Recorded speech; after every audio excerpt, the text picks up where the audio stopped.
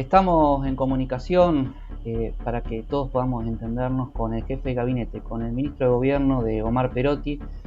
No hace que mucho que asumió, realmente era ministro de Trabajo y es una persona que logró obtener muchos votos en la ciudad de Rosario, muy representativa del sur de la provincia.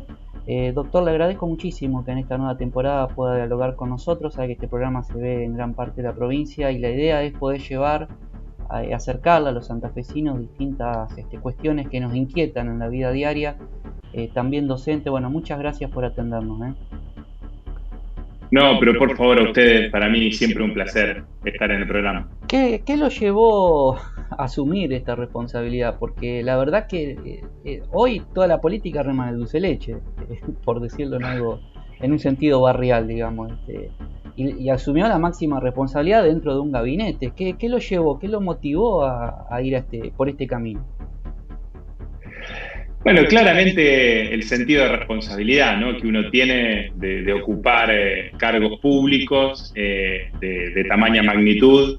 Me parece que uno, digo, yo no es que estuve toda mi vida en política, fui accediendo a distintos cargos selectivos como concejal de Rosario, en su momento siendo jefe de ANSES, o bueno, ahora también estos cargos como ministro en el gabinete provincial de Omar Perotti, porque uno entiende que, bueno, si uno se preparó, si en mi caso soy docente universitario de Derecho Constitucional, de Derechos Humanos, bueno, le he dedicado mi vida también a la profesión, y uno tiene la posibilidad en el Estado, con la política, de transformar la realidad, de tratar de generar una sociedad más justa, y en ese sentido uno tiene que asumir esas responsabilidades, ¿no? O si uno se queda solamente desde afuera, con la crítica, que nadie dice que está mal, que la ciudadanía tenga sus críticas, sus opiniones y sus propuestas,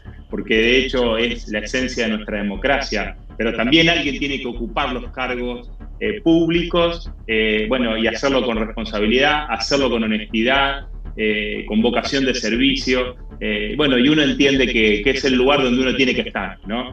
Que quizás es más cómodo, bueno, estar en otros lugares, o vuelvo a decir, sí, no con en menos lugares exposición a lo mejor.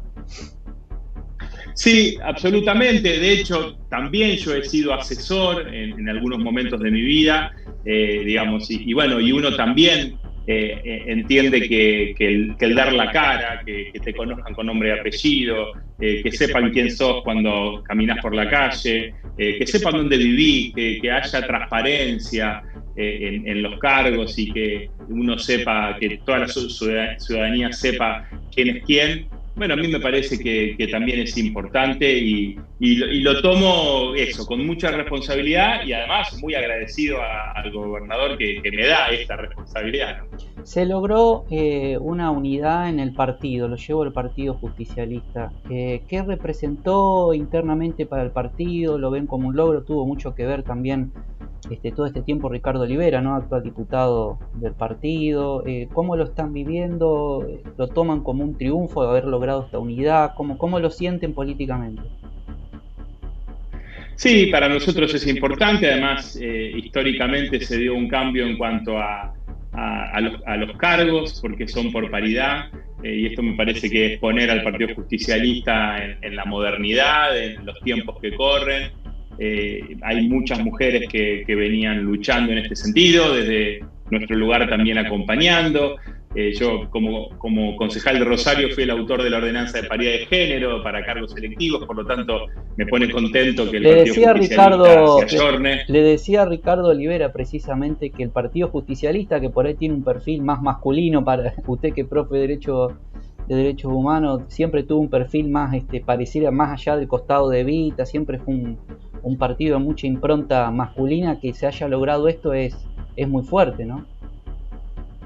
Sí, es importante porque creo que da un ejemplo, y que seguramente otros partidos que también van a tener elecciones, bueno, y modificarán sus cartas orgánicas, me parece que es apropiado, ¿no?, pensar en partidos que no tienen paridad y que después tienen que obligatoriamente presentarse elecciones con paridad, bueno, me parece que esto no es coherente y bueno, tenemos que seguir profundizando lo que tiene que ver con la igualdad de oportunidades entre hombres y mujeres y que esto se vea plasmado, digamos, en toda nuestra organización.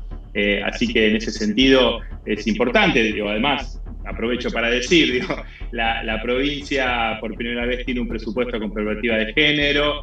Bueno, esta es una lucha de las mujeres, también representado en la Secretaría de Género con Celia Arena. Digo, me parece que esto es importante. Y como vos decías, para nosotros la unidad es importante, además porque también se viene un año electoral y porque nosotros hemos demostrado que cuando nos unimos, bueno, podemos hacer cosas importantes. Santa Fe fue un ejemplo, Maxi, cuando en el 2017, en 2019, ¿no? Cuando compitieron Rossi y Rodenas para diputados en 2017, cuando se compitió en el 2019 en las distintas categorías a nivel provincial, bueno, dio muy buenos resultados y lo mismo sucedió a nivel después nacional. Por eso digo que para mí Santa Fe fue un ejemplo. Se logró el frente de todos y se logró terminar con las políticas macristas y eso creo que fue un gran logro de absolutamente de todos, de sectores que venían además enemistados, que venían con críticas en los últimos años. Digo, y eso Olivera me habló de por lo menos importante. 8 sectores importantes, ¿no?, que congeniaron al menos en el Consejo Provincial, ¿cierto? Sí, bueno, es que de eso se trata, ¿no? Bueno, Alejandra Rodenas dice la unidad en la diversidad. Digo, bueno, cada uno puede llamarlo a su manera, pero está claro que siempre el peronismo ha llamado a la unidad y el peronismo, más allá de la expresión partidaria, es un movimiento y es un movimiento popular y es, digo, de conjunto de movimientos populares. No es un partido que sea un partido de dirigentes, digamos, ¿no? Como a lo mejor lo son otros, no importa, digo, no es para, no quiero estigmatizar a nadie, cada uno sabe, digamos, cómo son cada uno de los partidos, pero en definitiva me parece que es importante que esta representación esté y que además se pueda mostrar en el gobierno provincial y en el gobierno nacional, que también están plasmadas las distintas posiciones, los distintos sectores, ¿no? Antes de continuar y seguir hablando de los temas provinciales y nacionales, hubo un acontecimiento por estas horas que fue el fallecimiento del ex presidente de la Nación, ¿no? ¿Qué consideración le queda más allá de las diferencias? Porque realmente inclusive ha habido tapas de diarios muy duras recordando la gestión de Carlos Menem. ¿Cuál fue su visión respecto de esto? ¿Qué sintió en este tiempo? Que bueno, falleció Alfonsín, de la Rúa, ahora también Carlos Menem, fueron todos presidentes de la democracia, ¿no? Sí, exactamente. Yo creo que el respeto en estas horas tiene que ver con eso, no con lo que cada uno pueda haber pensado o vivido Néstor Kirchner sentir también, sobre...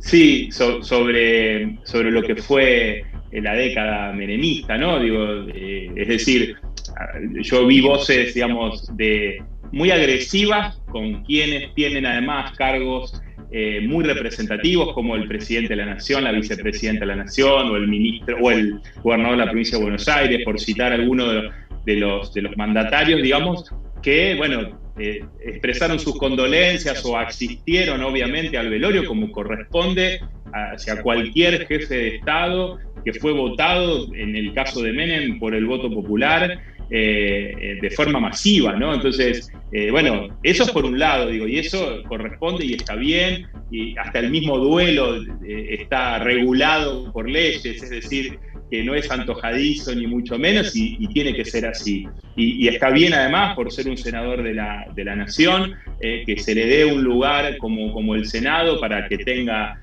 el velatorio como corresponde. Digo, eso es así y eso hay que respetarlo. Después, por supuesto, están las opiniones, ¿no? En mi caso particularmente, yo siempre he sido muy crítico. A mí me tocó el menemismo desde la adolescencia, toda la escuela secundaria y toda la universidad, bueno, atravesada por el menemismo. Yo venía de una familia peronista, venía de la familia donde mi padre era abogado laboralista que defendió trabajadores toda su vida. Y entonces, bueno, todas las reformas, la flexibilización laboral, etcétera, bueno, obviamente que era algo que nosotros Lo estábamos tenés en en tu contra. ADN de formación, encima como abogado también, ¿no? Lo tenés en tu historia, en tu pensamiento, todo lo que fue esa época, pero no dejás de respetar que fue un mandatario elegido por el voto popular, ¿no?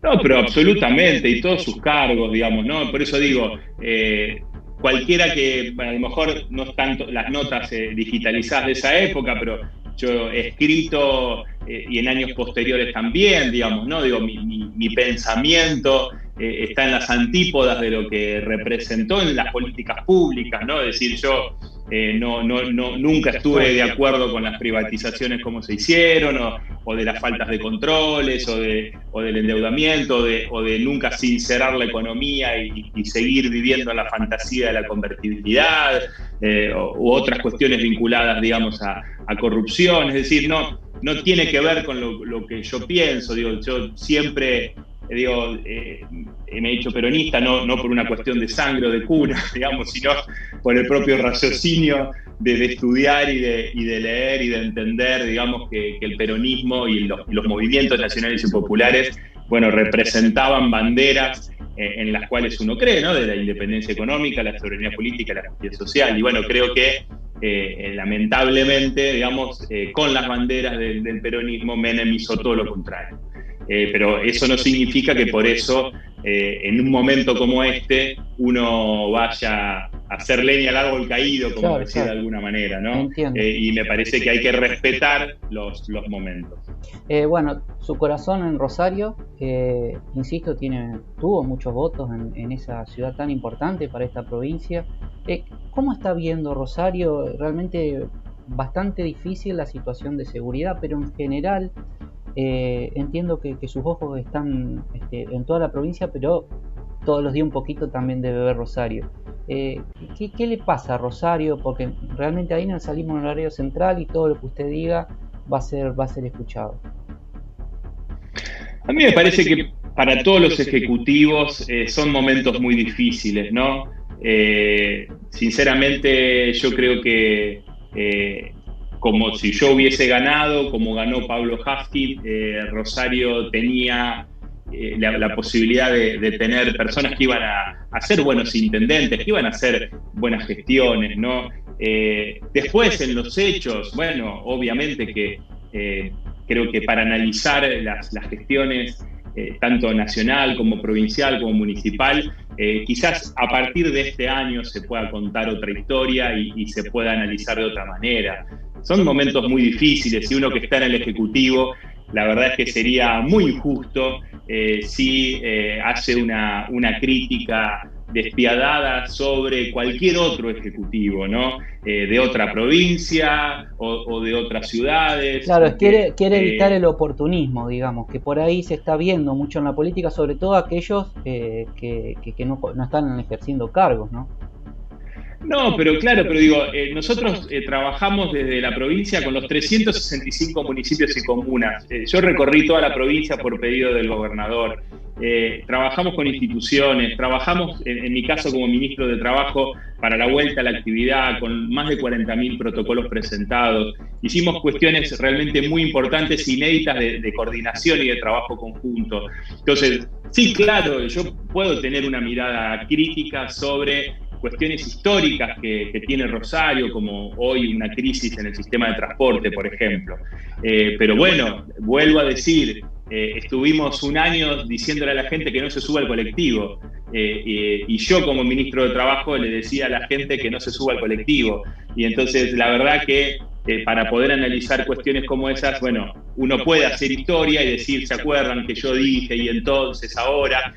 Y me parece que tenemos que tener una mirada un poco más contemplativa, más los que tenemos responsabilidades de gobierno, y tirar todos para el mismo lado. Digo, son momentos muy difíciles, no es momento de, bueno, recién lo decíamos, de hacer leña del árbol caído, digamos, ¿no? O de estar marcando algún defecto o algún error. Me parece que a partir de este año, y sobre todo, Maxi, porque yo creo que nosotros tenemos que empezar a acostumbrarnos a trabajar codo a codo los distintos sectores y tirar para el mismo lado, y que tenemos un interregno, tenemos un momento, que es el momento electoral, que tiene que estar reducido lo máximo posible, a ese tiempo. ¿no? Porque a ese tiempo, claro. Bueno, Y eso yo no hago una significa crítica que hice de las Sí. últimas elecciones cuando se eligió gobernador, el eterno periodo que fue la transición, que me parece que no le hizo bien a la provincia. Justamente me parece que tiene que ver con lo que usted está diciendo, que sean espacios reducidos donde la gente decida, vea gestión o aquellos que quieran acceder, pero no sé si le dio esa sensación. Fue interminable esa transición, esa elección, ¿no? Sí, absolutamente, sí, y además, digo, creo que generó un daño determinadas actitudes, digo, nosotros asumimos el gobierno y hacía 6 meses que no se le pagaba a proveedores, 6 meses que no se le pagaba la obra pública. Bueno, yendo a Rosario, el mismo Pablo Hafkin reconoció, haciendo una crítica a Mónica Fein y a Lifchitz, que la provincia había girado casi 1.000 millones de pesos por adelantado que se gastaron en lo que tenía que ser el presupuesto de salud de este año y se gastó el año pasado. Digo, esto me parece que habla a las claras de cosas que no se hicieron bien y que después repercuten, y que lo que nos pasa es que después parece como que estamos poniendo excusas, o como que es difícil explicar por qué después nos decían, bueno, ¿y cuándo van a arrancar? ¿Y cómo vamos a arrancar si tuvimos que renegociar 6.000 millones de pesos de deuda pública? Si nos agarró una pandemia, tuvimos que poner todos los recursos en materia de salud. Cuando nos dieron la posibilidad de endeudarnos, que fue 15.000 millones, nos lo dieron cuando ya el mercado de crédito, estaba cerrado producto de la pandemia. Entonces, lo que yo creo es que tenemos que tener una madurez política mayor. Yo creo que tenemos que escucharnos todos, que tenemos que salir para adelante, que la sociedad nos está mirando y que hoy las chicanas, las mediocridades, ver cómo hacemos para ponerle palos en la rueda para que le vaya más mal al otro, no sirve, La sociedad deplora eso y lo que quiere es que nosotros, que tenemos responsabilidades, trabajemos todos juntos. Y eso es lo que en definitiva estamos haciendo. Y vuelvo a decir, seguramente habrá un momento, que será un momento electoral, donde, también, más allá de nuestras funciones, podamos tener una mirada más crítica y poder diferenciar quizás modelos de gobierno, modelos de pensamiento. Doc viene de ser ministro de Trabajo, ¿no? Con una ardua tarea, quedó Pucineri, su mano derecha dentro del ministerio cuando estaba ahí. ¿Cómo está el trabajo en la provincia? ¿Qué se ha podido hacer todo este tiempo? Realmente la pandemia está impactando de lleno en muchísimos rubros, ¿no? Inclusive abiertas las actividades, porque parecía que se abrían, parecía que se sacaba esto de que la cuarentena del medio y que la economía iba a funcionar porque sí. Y la verdad que me parece que no se está, más allá de algunos repuntes, no se está viendo esa velocidad no mágica que por ahí se pensó. Me parece a mí. Bueno, es que claramente nosotros lo decíamos, ¿no? No hay como la actividad económica y era muy bueno que cuanto antes se pudiera volver a la actividad, pero estaba claro que esto no iba a ser mágico y que no iba a ser de un día para el otro, y que además nosotros veníamos de una pandemia anterior, que habían sido las políticas neoliberales del macrismo. Es decir, nosotros asumimos, como asumió el gobierno nacional, un Estado que tenía una deuda externa impagable, que ahora se está tratando de acomodar, se arregló con algunos acreedores, ahora estamos en negociaciones con el Fondo Monetario, tenemos graves problemas en ese sentido, con inflación, con recesión, con tasas de interés impagables. Esa fue la matriz en la cual nosotros nos encontramos. O sea, ya el empleo venía por un tobogán cayendo y obviamente se desplomó, se terminó ese tobogán y se cayó mucho más el empleo. Hubo un Estado presente que amortiguó con ATP, amortiguó con la IFE y con distintos programas sociales, con tasas de crédito bajas o a tasa cero, subsidiadas, pero eso eran paliativos. Bueno, ahora obviamente que vamos a ver no solamente las consecuencias de todo esto, sino las consecuencias, Maxi, y ustedes lo saben muy bien porque trabajan mucho esta temática. El empleo está cambiando, el mundo del trabajo cambió en el mundo y esto lo aceleró vertiginosamente. Entonces, bueno, no vamos a ¿Sabe conocer... que sobre eso me preocupa que la sociedad, porque justamente los cambios a veces se dan de a poco y a veces se dan rápidamente? La pandemia empujó, lo escuchaba Oppenheimer, que ha escrito mucho sobre esto en alguna oportunidad, que empujó rápidamente los cambios, sobre todo lo que tiene que ver con el mundo digital. Y a mí en lo personal lo que me preocupa es que hay mucha gente que realmente no tiene la posibilidad de capacitarse o de haberse capacitado para este tiempo. No sé si usted como ministro de Trabajo lo ha podido observar, pero creo que es un tema muy sensible para lo que es el mundo del trabajo que viene, ¿no? Sí, yo venía preparándome para la asunción en trabajo cuando asumí a Omar como gobernador y bueno, cuando empezábamos a trabajar nos llevó por delante la pandemia y todos los cursos de capacitación que íbamos a empezar, tuvimos que empezarlos recién a mitad de año de manera virtual. Recién a fin de año pudimos empezar con los cursos presenciales.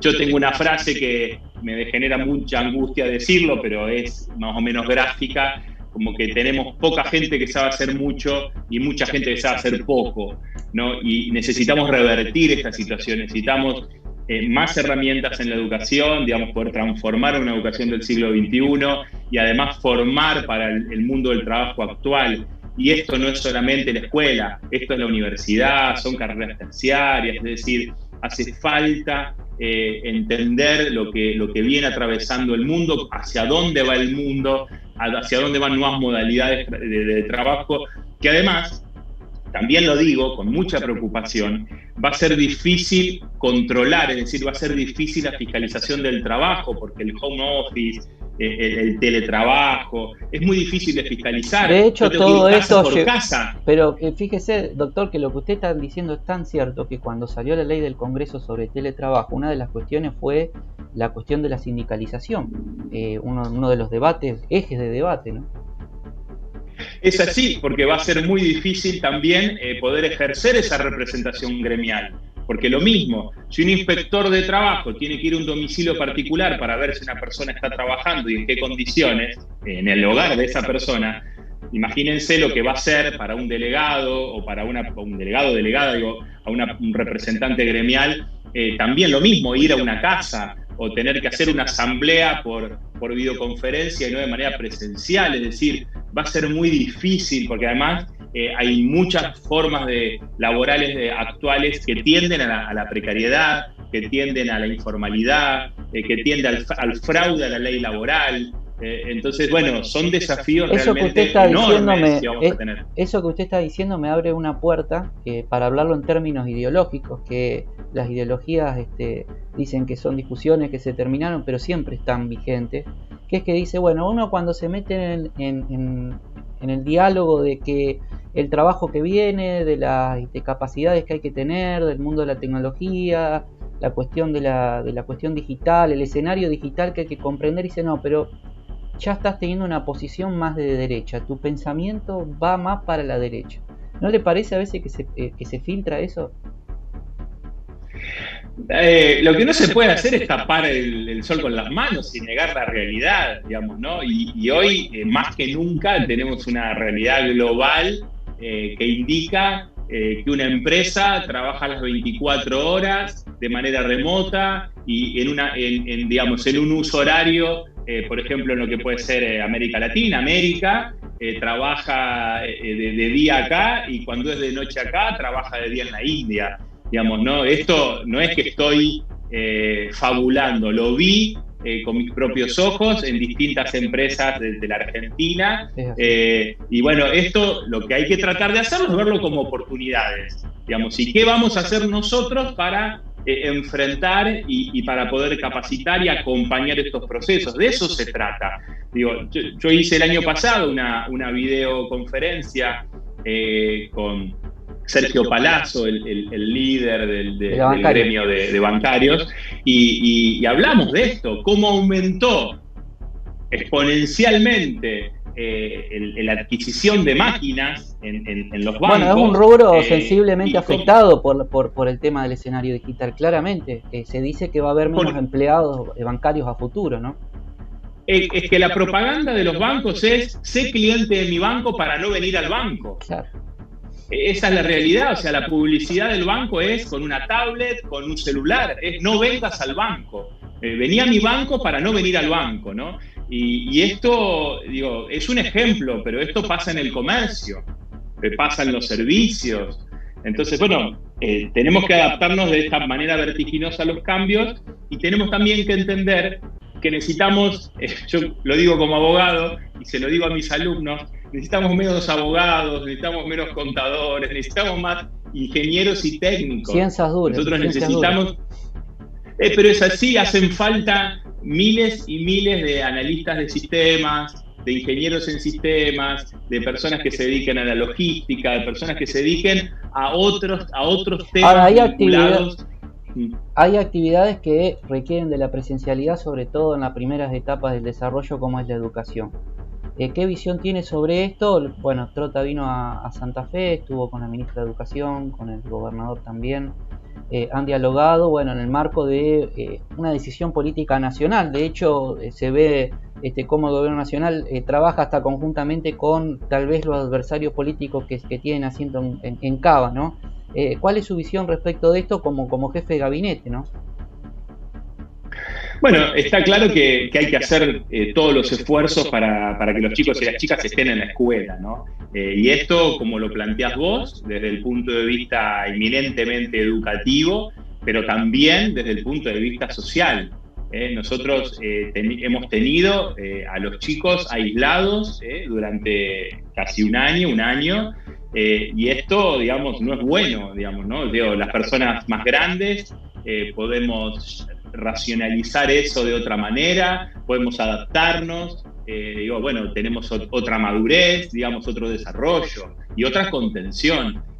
Los chicos y las chicas realmente han pasado un año muy difícil, porque es antinatural para ellos no poder estar junto con sus compañeros y compañeras, no poder abrazarse, no poder tocarse, no poder compartir. Digo, ¿no? Esto que obviamente es lo primero que uno le enseña a un chico en jardín, en preescolar, en los primeros años, ¿no? A compartir, a ser solidario. Se ve gravemente afectada la parte emotiva, ¿no? Es un tema muy delicado.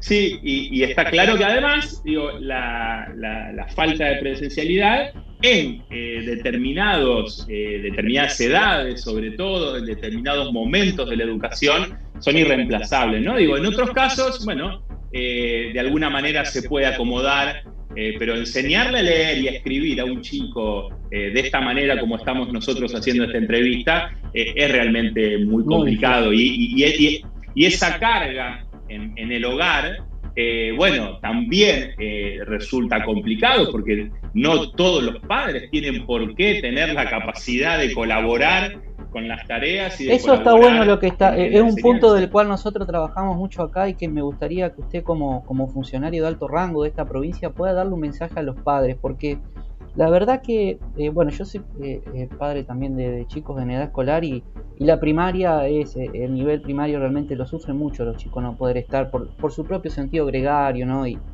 es muy difícil enseñar a través de una pantalla, como usted dice, hablando de esta forma. Pero ¿qué mensaje se le puede dar, insisto, a un funcionario de alto rango como tiene usted, a los padres de la provincia, sabiendo que no se va a volver a la escuela del 2018, del 2019? Va a ser difícil. Y tal vez un mensaje de un funcionario como usted puede motivar algunos nervios, ¿no? Sensibles ante todo esto. Yo creo que se tiene que entender lo que nosotros planteamos, ¿no? Sería para nosotros mucho más fácil decir el 15 de marzo. El 15 de marzo vuelven todos a clases, todos los días, era como antes y se terminó la historia, ¿no? Ahora, hemos tratado de administrar esta pandemia de la mejor manera posible, sin tener imágenes públicas de personas teniendo que reclamar un respirador, reclamar una cama en un centro asistencial. Entonces, digo, todo se ha hecho de esta manera. Hemos querido que sea de otra manera. Por lo tanto, lo que pedimos es un poco de paciencia, es decir, no es que nosotros no queremos que los chicos vayan a la escuela, porque parece a veces un diálogo de digo de sordos y no quiero ser agresivo con nadie que tenga alguna discapacidad auditiva, digo, para que se entienda, digo, es incomprensible cómo nosotros estamos comunicando de que vamos a volver a clases con determinadas modalidades, con una restricción, digamos, de una manera típica, cuando hay sectores políticos y sociales que nos dicen queremos volver a clases, queremos volver a clases, queremos volver a clases. Y nosotros estamos diciendo vamos a volver a clases, y entonces parecería como que uno habla en AM y otro habla en FM, ¿no? Digo, y que no nos escuchamos. Y me parece que en ese sentido también tiene que haber un grado, como recién hablamos, ¿no? Yo no puedo ser crítico de alguien que lleva adelante una gestión en otro ámbito, porque realmente también uno sufre en carne propia lo que implica gestionar, y lo mismo uno le pide a los distintos sectores de la sociedad. No se puede evaluar esta situación con parámetros normales. Entonces, no hacemos lo que nosotros queremos. Digo, si uno compara, a veces, ¿no? Uno dice, mal de muchos consuelo de tontos, es un dicho muy popular. Ahora, cuando uno ve el mundo y ve lo que está pasando, y entonces si nosotros vamos a estar todo el tiempo haciendo análisis contrafácticos, entonces, bueno, nosotros hubiésemos querido vacunar tantos millones de personas al mes de marzo. Claro. Bueno, no vamos a poder vacunar los millones que pensábamos. ¿Por qué no los vacunamos? ¿Por qué no tuvimos vacunas?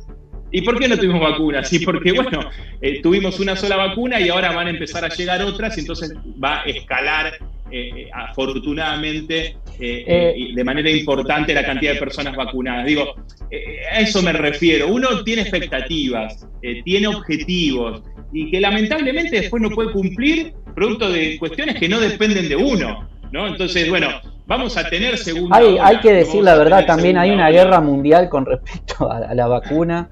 Están todos tirando la sábana corta. Es realmente escalofriante ver cómo, parece una película de terror realmente. Para descontractuar un poco, uno ve cómo el de acá va para allá. Es tremendo lo que está pasando con los laboratorios y qué sé yo. Y bueno, y uno vive en Santa Fe, que trata de negociar teniendo el Estado Nacional de por medio. Es todo un lío, ¿no? Porque ustedes también deben estar diciendo, Alberto, mandan un poco más, un poco menos, la proporción. Es todo un lío, ¿no? No, pero por eso, y aparte, digo, cómo se ha demonizado, digo, han dicho que la vacuna rusa era un veneno, y resulta que después ahora dicen, ¿cómo no viene más vacuna rusa? Entonces, digo, es muy difícil, por eso uno pide a todos, bajemos un cambio, digo, quizás hoy estamos viendo ya en la calle que se camina hasta sin barbijo. Sí, digo, sí. Me parece que nos relajamos demasiado. Hace unos días vemos que todavía los casos han disminuido más, o que hay menos fallecidos. ¿Hay información de que haya llegado al momento de que grabamos ahora? ¿Hay información que en la provincia haya llegado la cepa británica o la brasilera? Hay mucha preocupación en relación a eso, algunas informaciones de AMBA, digamos, no de esta zona. No tengo esa información, habría que ver desde el área de salud, yo no tengo esa información, pero tampoco nos sorprendería, ¿no? En un mundo globalizado como el de hoy, digo, es probable que sea así, pero por eso digo, tenemos que seguir cuidándonos y obviamente tratar de avanzar lo máximo posible, ojalá, siguiendo y terminando con esta cuestión de las clases, ojalá que tengamos clases presenciales de manera ininterrumpida cuanto antes, ¿no? La administración pública, o sea, el sector no docente, ¿cómo está funcionando? ¿Lo están pudiendo llevar adelante? Porque nos ven muchos empleados públicos, muchas empleadas públicas, y por eso le quiero hacer la consulta. Se está trabajando con restricciones, porque también hay personas mayores de edad, hay personas de riesgo o personas que están cuidando a sus hijos menores. Que además va a seguir sucediendo, porque si no van a ir a clases todo el tiempo, cuando no vayan a clase van a tener derecho a que alguno de los dos padres se hagan cargo de sus hijos. Entonces la administración pública también, no solamente provincial, sino municipal y nacional, en cada lugar se ve debilitada, más allá de, en las posibilidades del teletrabajo, que en muchos casos es muy reducida, porque hace falta sí o sí una tarea presencial. Por lo tanto, tenemos muchos licenciados, y yo aprovecho para agradecer y felicitar a todos los que están haciendo un gran esfuerzo porque en muchas áreas realmente el esfuerzo es muy importante y con mucho menos personal, bueno, se están llevando adelante las tareas sí, sobre todo los esenciales trabajadores de y la no salud, ¿no? esenciales, ¿no? Absolutamente, pero digo, no, para que no Sí, quede, sí, digo, lo porque es digo en grande la términos más administración pública, generales. es cierto. Sí, y se está realmente haciendo un esfuerzo importante y bueno, quiero desde este momento también, este lugar, una vez más poder felicitar y agradecer. Tengo un amplio tema, y la verdad que hay tantas cosas para dialogar, ¿no? Pero tengo que preguntarle lo que pasa con la legislatura. ¿Qué pasa con la legislatura? Le tengo que preguntar por su ministro de Seguridad, por diputados, senadores, hay pelea. ¿Qué está pasando para que la gente entienda que todos los días, porque también tengo que decir que es como que se ha formado una grieta hasta periodística que pareciera que hay de un lado o del otro, y me parece que la gente, el de a pie, el que está en la calle, está entendiendo poco realmente de lo que está pasando. Así que me parece que su palabra es muy importante en todo esto. Seguramente la ciudadanía entiende poco y la responsabilidad y la culpa es nuestra, de los políticos, de los funcionarios, de los legisladores. Nuestra obligación es que la sociedad sin ningún esfuerzo entienda lo que nosotros hacemos. Por lo tanto, si no se entiende, no tenemos que nosotros pedirle a la sociedad que haga un esfuerzo por comprender. Y lo que creo es que hay, bueno, distintas posiciones políticas. Nosotros no tenemos mayoría como gobierno de la provincia, ni en la Cámara de Diputados ni en la Cámara de Senadores, y eso significa, bueno, que dependemos de mayorías que no son nuestras.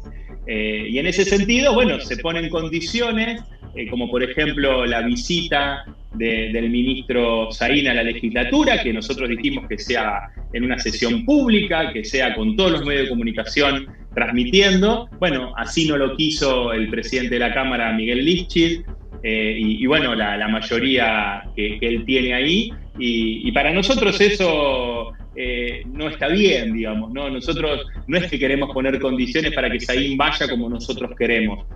Miren, yo les puedo decir una cosa, si hay algo que no puede dudarse de Saín es que tenga miedo a hablar, o que tenga miedo escénico, No, eso está claro. o que tenga, o sea, si hay algo que quizás a veces le podemos criticar a Marcelo, es su vehemencia, digamos, en sus declaraciones, en no guardarse nada, y a veces no ser políticamente correcto y decir lo que piensa. Y a mí me parece que eso, digo, a algunos no les gusta, a otros sí, pero habla a las claras de una persona que no tiene nada que esconder y que está dispuesto a hablar de lo que sea, donde sea, como sea, pero de manera pública, ¿no? Porque si no, estaríamos generando un oscurantismo donde no lo tiene que haber. Y seguiremos trabajando junto con Marcos Corach, que es nuestro ministro de Gestión Pública, que trabajamos codo a codo para tener diálogo con la legislatura y poder darle respuesta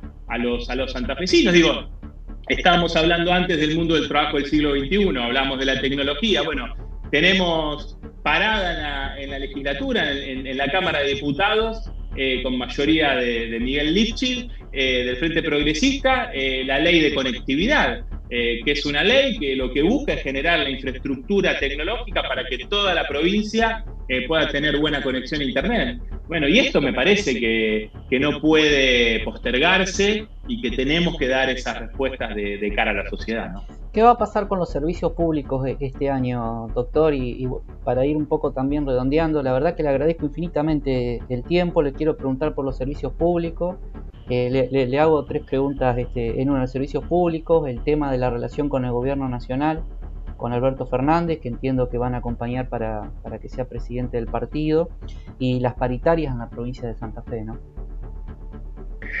Bueno, los servicios públicos estamos tratando de acomodar un poco tarifas que fueron congeladas, tarifas que fueron subsidiadas, para, bueno, tratar de que el servicio, digamos, no se deteriore, digamos, ¿no? Hace falta hacer inversiones, y en ese sentido iremos acomodando las cosas para que no se vuelvan irrazonables, digamos, esos aumentos. De hecho, sinceramente, se terminó generando un aumento, por ejemplo, en patentes, digo, no es un servicio, pero para que se entienda esta lógica, que fue más allá de lo pretendido y se está revisando, se envió una ley a la legislatura, bueno, se va a poner tope de 40%. Digo, esto habla a las claras de una provincia que es consciente del daño que se ha generado en la economía, del daño que se ha generado el poder adquisitivo de todos los trabajadores y trabajadoras, y que entonces entiende que no puede hacer los aumentos que debería hacer, sino los que son factibles y los que son pagables. Y ese es el camino que vamos a seguir. El vínculo con el gobierno nacional realmente es excelente. Todos, no solo el gobernador con el presidente, sino realmente todos los ministros y ministras y funcionarios con el Gabinete Nacional, tenemos un diálogo permanente, muy aceitado, y realmente estamos agradecidos de eso. Es un placer poder trabajar de esa manera, con ese ida y vuelta, pero también creo que más allá de rispideces que pueda haber a lo mejor en otras provincias o en algunas ciudades, el diálogo realmente es muy maduro, muy institucional, y no veo al gobierno nacional discriminando, digamos, en quién está a favor o en contra del gobierno. Me parece si hay alguien dialoguista, indudablemente es nuestro presidente, y lo que busca todo el tiempo es llegar a acuerdos. Y en torno a la paritaria, que fue la última pregunta que me hiciste. Bueno, se acuerda, tiene buena memoria, porque generalmente uno cuando responde va a probar. ¿Cómo me dijiste la otra? Así que en eso va bien. No, está claro. Nosotros lo dijimos el año pasado, Maxi, las paritarias que tuvimos, por decirle paritarias. Cafiero dijo que son libres, ¿vio? Los metió en un... No, bueno, es que nosotros, por eso digo, si podemos decirle paritaria, lo que tuvimos el año pasado, más para fin de año ya se parecía más a una paritaria, durante el año no. Bueno, queremos volver a la normalidad, si es que se puede, queremos generar aumentos como corresponde, con sumas remunerativas, y que obviamente el objetivo es que el salario le gane a la inflación, que el salario le gane a los precios, que aumente el poder adquisitivo. Nosotros, para recuperar nuestra economía, necesitamos consumo, necesitamos que se movilice se dinamice nuestra economía, y para eso necesitamos que las personas tengan plata en el bolsillo. Y si les sobra un mango, mejor, porque eso va a significar más consumo, va a significar más ahorro, y eso es lo que necesitamos en nuestra Argentina de hoy, con tanta restricción externa, ¿no? Poder, como se dice, vivir con lo nuestro. Bueno, más que vivir con lo nuestro, lo que necesitamos es que nuestro mercado interno pueda crecer lo máximo posible. Profe, abogado, gracias por este tiempo, profe de Derecho Constitucional, Derechos Humanos de la Universidad Pública. Gracias por este tiempo. La verdad que espero que la ciudadanía pueda por lo menos desasnarse en varios temas, y más adelante ojalá podamos hablar también de las elecciones, que la verdad que lo tengo sin tomar agua ahí hace 42 minutos y me parece que la política da para mucho más también para poder seguir charlando. Muchas gracias, doctor. No, pero por favor, el agradecido soy yo. Muchas gracias por el tiempo y, como siempre, a disposición.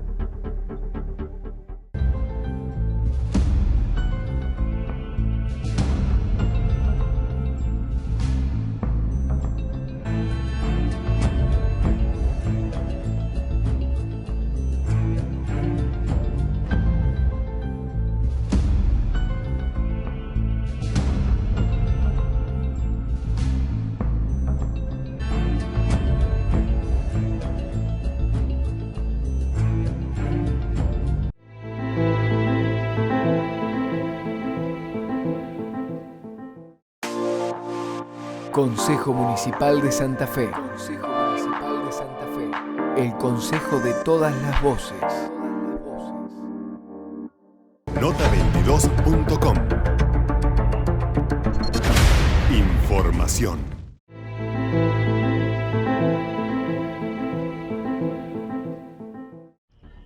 Continuamos con el programa, Germán. Recién terminamos de hablar con el ministro de Gobierno, con el jefe de gabinete de la provincia de Santa Fe, y ahora vamos también a charlar, a dialogar con alguien muy importante para la justicia, es del norte de la provincia, y que agradecemos desde ya, ¿no?, este diálogo que tiene con este espacio periodístico. Sí, nos vamos a dar el gusto de charlar con el doctor Gabriel Hernández. El doctor Gabriel Hernández es prosecretario de la Fiscalía Federal de la Unidad Especial de Derechos Humanos del Juzgado Federal con asiento en la ciudad de Reconquista. pero más allá de esa cuestión específica que es su función actual, es un profundo conocedor del estudio del derecho penal en general, del derecho procesal penal, tanto de la justicia federal o del sistema federal como de la justicia provincial. También es especialista en derecho penal, es criminólogo y casi sociólogo, así que es una persona por demás autorizada para opinar de estos temas. Doctor, buenas noches, muchas gracias por comunicarse con este programa. ¿Qué tal? Buenas noches, ¿cómo están? Gabriel, estuvimos abordando un tema que es específico al hombre del derecho, le pregunto, conocedor de todas estas problemáticas actuales que se están viviendo en nuestro país, lo que es la justicia por mano propia, la legítima defensa. ¿Qué nos podés decir desde la órbita específica de los conocimientos que vos poseés, tanto en derecho penal como en derecho procesal penal y sobre todo de la sociología, sobre una cuestión que se vislumbra problemática para toda la sociedad en general, como es la justicia por mano propia? Sí, gracias por invitarme a hablar de estos temas, son siempre interesantes. El tema justicia de mano propia o justicia privada, también podría llamárselo, ya tiene un antecedente que podríamos empezar a hablar de un antecedente bastante lejano, que es en el año 1990, el caso del ingeniero Santos. Ese caso del ingeniero Santos, que le habían robado y generó que persiguiera a quienes habían cometido un aparente ilícito y los asesinara, fue generando, o mejor dicho, en la opinión pública quedó como una representación de que eso estaba bien, digamos, de que ejercer la justicia de mano propia estaba bien. A partir del tiempo, esto, visto desde aquel momento, del año 90 a la actualidad, en aquel momento fue como un caso aislado, ¿no? Pero que sirvió también como bisagra, en tanto que hoy en día, lógicamente se trata de otra época, de otros tiempos, de otras problemáticas, pero la justicia de mano propia sigue ocupando un lugar, y tal vez un lugar muy, digamos, profundizado tal vez por el periodismo, por cierto periodismo, para no generalizar, donde aparece como justificado. Para clarificarlo un poco desde la óptica del derecho, si bien está justificada, digamos, lo que se llama la legítima defensa, la legítima defensa tiene una serie de requisitos que, para que, digamos, lo entienda el común de la gente, la misma ley penal es la que está fijando cuando en determinadas circunstancias en que alguien es atacado o un tercero es atacado, uno puede repeler esa agresión ejerciendo cierta violencia de manera racional, empleando un medio también que tenga un sentido de criterio en cuanto al medio que emplea quien ataca a uno, y en un lapso de tiempo inmediato al ataque. Si vamos a lo del ingeniero Santos, el ingeniero Santos persiguió a quienes lo habían agredido, entonces se puso en debate si eso estaba bien o estaba mal. Técnicamente, el repeler la agresión, el ejercer una legítima defensa, el incluso lo que facultan las leyes, detener una persona cuando en flagrancia o en el momento en que está cometiendo un delito, puede ser detenido tanto por un funcionario público como por un particular. La ley pone un cierto límite, porque, por ejemplo, la legítima defensa está penada cuando se ejerce con exceso, lo que ya la misma ley está diciendo que hay ciertos límites que hay que cumplir y que hay que respetar, y sobre todo la vida del otro. No existe una autorización legal para, aún ejerciendo una legítima defensa, matar. Podría darse el caso excepcional de que en ese repelimiento de una agresión uno mata a uno, y también estaría contemplado, pero la ley desde un inicio no es que ampara el homicidio. La pena de muerte en Argentina no está legalizada, al contrario, el Pacto de San José de Costa Rica prohíbe la pena y nuestro país adhirió a ese tratado. Eso por un lado. En cuanto a que uno puede convertirse en un funcionario público y digamos, detener a alguien que, por ejemplo, está atacando a una persona, o uno ve que está robando algún efecto o está cometiendo cualquier tipo de ilícito, la ley dice que inmediatamente debe ser puesta esa persona ante la autoridad. La ley tampoco faculta que se lo castigue, que se lo patee, que se lo inmovilice en el suelo boca abajo y se le apliquen tormentos, así sean de funcionarios públicos como de particulares. Pero ¿qué pasa? Hoy en día tenemos como una avanzada en pro, a favor del linchamiento, y hablo del linchamiento de tipo físico, cuando se agarra a una persona, generalmente son delitos contra la propiedad cometidos por personas económica y social y culturalmente postergadas. Entonces también hay como una cierta mirada sobre cierta delincuencia, hay como una especie de vecinocracia que está en esa especie de vigilancia, y cuando advierte algo como anormal o como irregular, da lugar a esto. El problema es que esto es fogoneado muchas veces por la prensa, y ahí es donde nos encontramos con los excesos, como los asesinatos que hubo, creo que en Rosario hubo uno que incluso estuvo filmado, y hubo otros, después se fueron dando en distintos puntos del país. Ahora, doctor, respecto de lo que usted está planteando, hay un punto también, una arista, y un poco también, insisto, estamos hablando más con el profesional del derecho que con el funcionario. También hay una realidad que tiene que ver con cierto cansancio a veces de la gente, que a veces la prevención no llega, a veces no hay un Estado que pueda prevenirle que le cometan determinados delitos, que no le protejan determinados derechos, y termina reaccionando, inclusive hasta en casos tremendos cuando hay violaciones, incendiando la casa del violador. Hay muchas cuestiones que tienen que ver, inclusive que trascienden un poco el tema de la prensa. Coincido con usted que la prensa tiene que perfeccionarse mucho más, pero que tiene que ver con cierto hastío social en determinados sectores, incluso de nuestro país, de nuestra sociedad, ¿no? Sí, tal vez pequé de arbitrario al decir solo la prensa, porque la prensa también está inscripta en una sociedad, ¿no? Y claro, la sociedad es como, coincido con eso, hay como un hartazgo de la gente, también está instalado en la representación social de las personas, de la sociedad en general, como el que echa la puerta giratoria, entra por una puerta y salen por la otra, pero siempre estamos hablando de una selectividad cuando hablamos de ciertos delitos.